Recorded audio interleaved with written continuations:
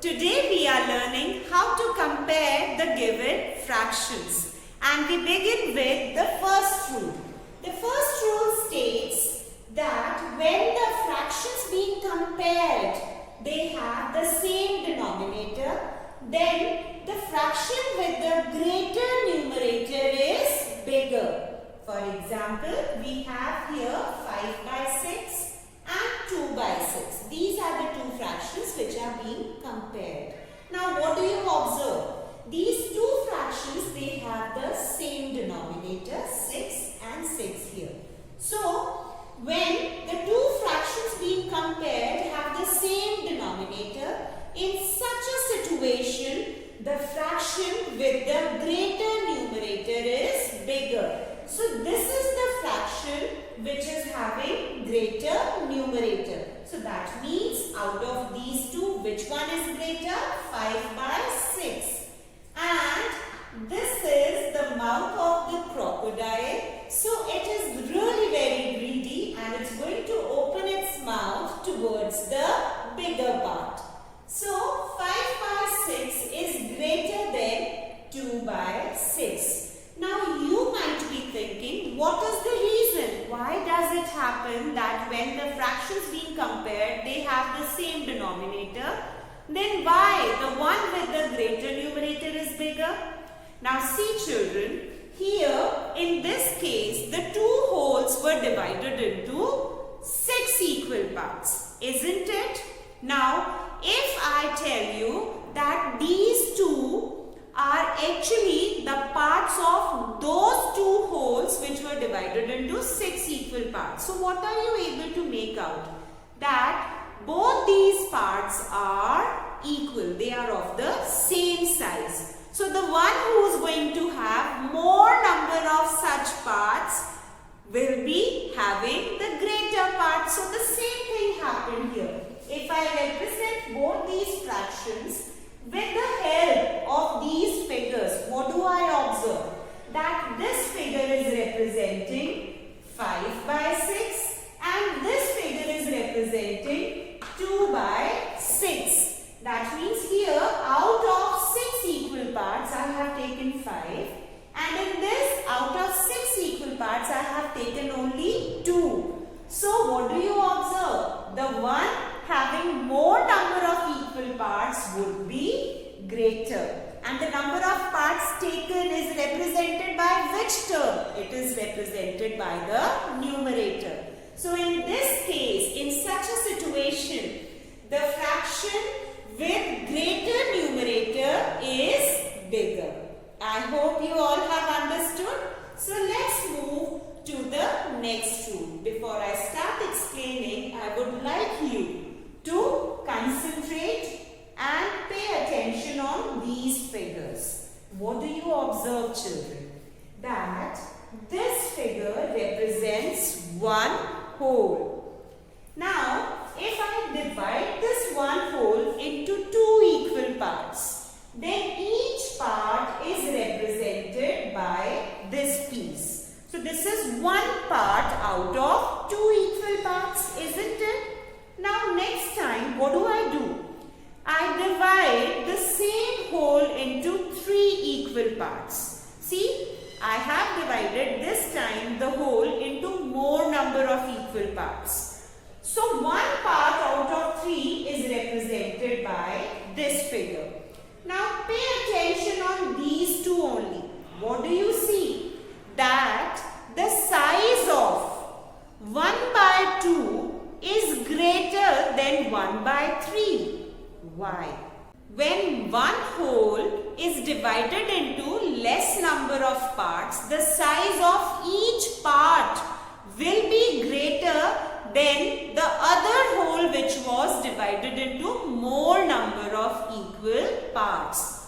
That is why half is greater or larger than 1/3. Now observe the next piece. It is representing 1 by 4. That means this whole was divided into 4 equal parts. So now just pay attention that the size of 1/4 is smaller than the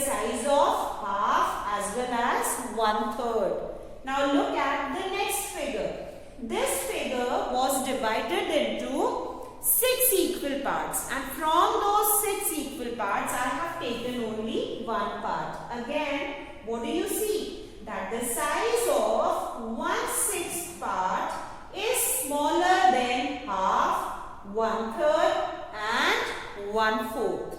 So what are we able to conclude from this? That when a whole is divided into more number of equal parts, then the size of each part would be smaller. It would keep decreasing. Have you understood? Now, let's go through this. When the fractions being compared have the same numerator, then the fraction with the smaller denominator is greater. Now, look at this example. This is 3/8 and the other one is 3/4. What are we able to make out? From here, we are able to make out that one whole was divided into 8 equal parts, and we have taken 3 parts out of those 8. And this fraction represents that one whole was divided into 4 equal parts, and we have taken 3 parts out of there. And as I told you before explaining this second rule, that when one whole is divided into more number of equal parts, the size keeps decreasing.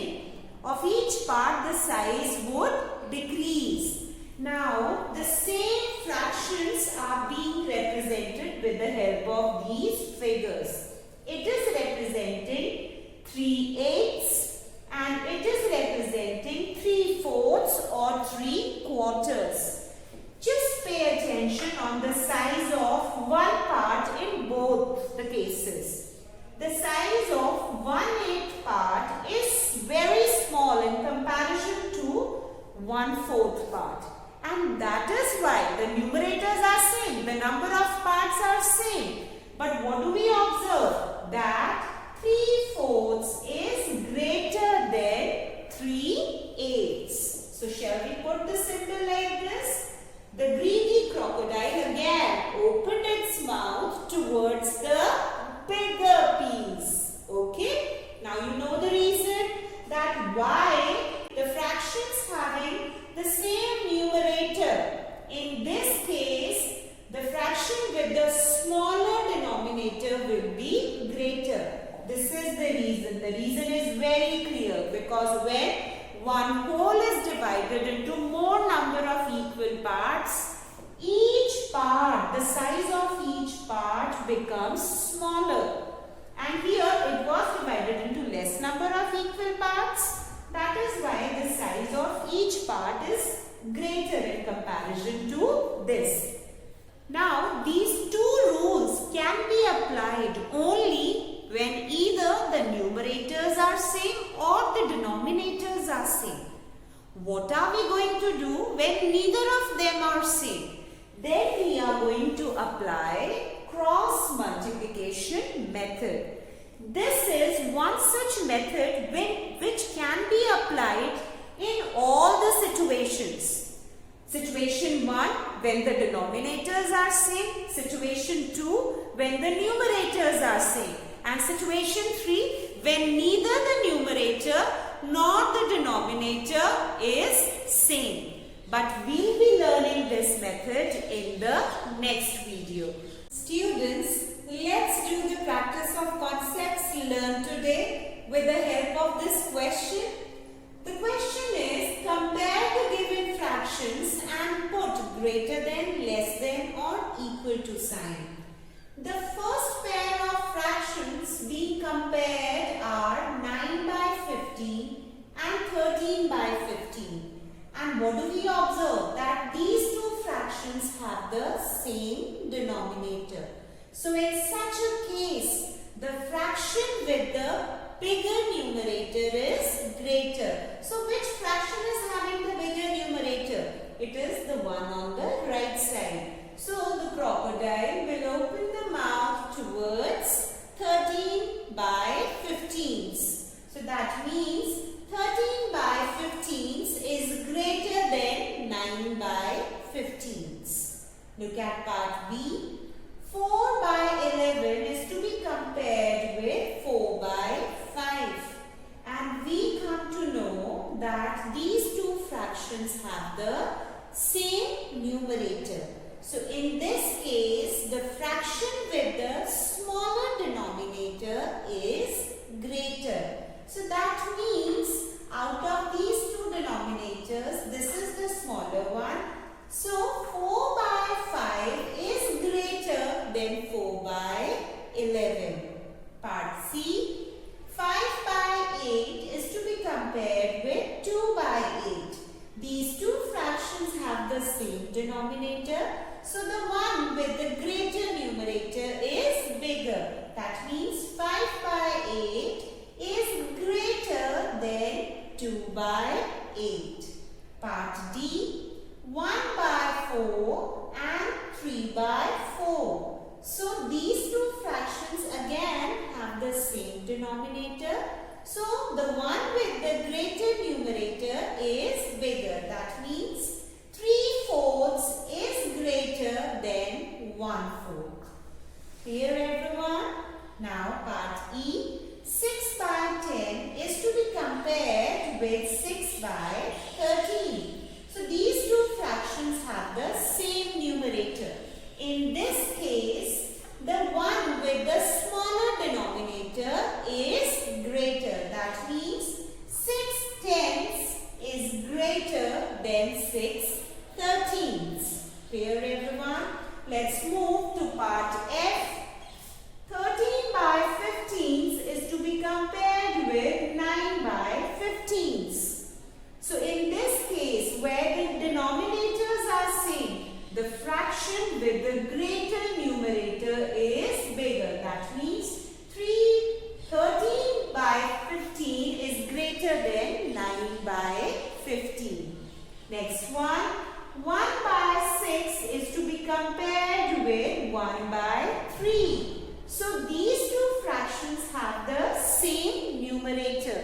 So the fraction with the smaller denominator is greater. That means 1/3 is greater than 1/6.